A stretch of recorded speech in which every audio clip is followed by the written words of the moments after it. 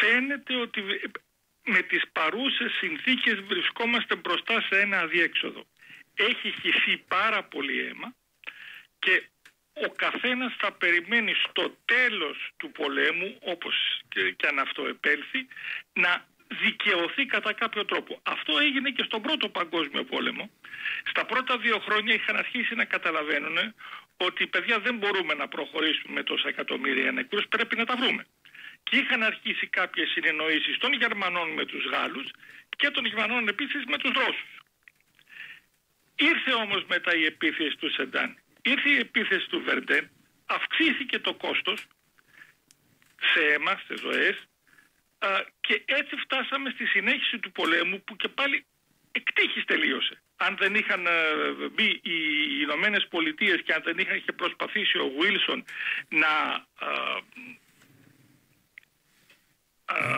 διαμεσολαβήσει ανάμεσα στις 2 μορφές μέσω του συνταγματάρχη του Χέιτς, δεν ξέρουμε πού θα μας είχε οδηγήσει ο πόλεμος. Και οι Γερμανοί μιλάγανε για πολλά χρόνια ακόμα για μια προδοσία, για χτύπημα από τα πίσω.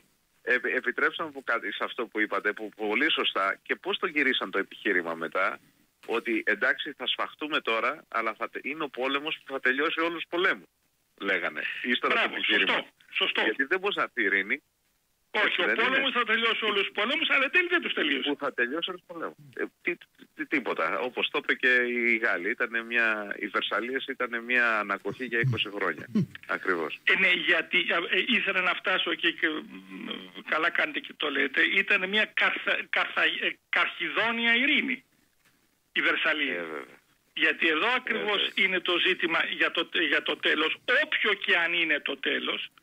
Δεν θα πρέπει να φτάσουμε στην εκμηδένιση μιας από τις 2 δυνάμεις. Αυτό έγραψε τελευταία και ο Κίσινγκερ στο Σπεκτάτορ σε μια ομιλία. Γιατί εάν φτάσουμε στην καταστροφή της μιας πλευράς, οπωσδήποτε θα έχουμε τη ρεβάνς μετά από κάποιο καιρό. Και η Ρωσία έχει αποδείξει ότι μπορεί να χάνει, κρημαϊκός πόλεμος, αλλά στη συνέχεια επανέρχεται.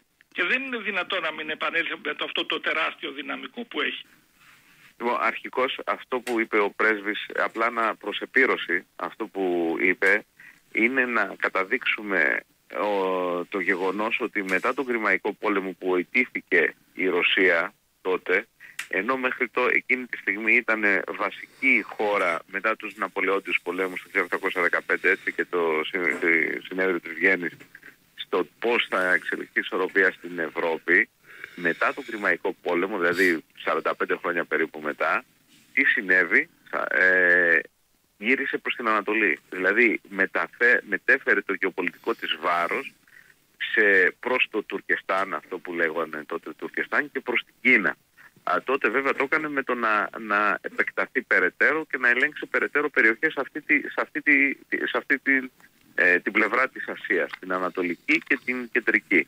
Άρα λοιπόν αυτό που συμβαίνει τώρα είναι ακριβώς το ίδιο. Δηλαδή η Ρωσία όταν απογοητεύεται, να το πούμε έτσι, ή όταν τα σπάει, ή όπως θέλετε πείτε το, από την Ευρώπη, γυρνάει, κλείνεται στο καβούκι της, υψώνει ένα τείχος και γυρνάει προς την Ανατολή. Άρα λοιπόν δεν είναι κάτι το περίεργο αυτό το οποίο βιώνουμε τώρα, και είναι το απολύτως λογικό το οποίο θα συνέβαινε.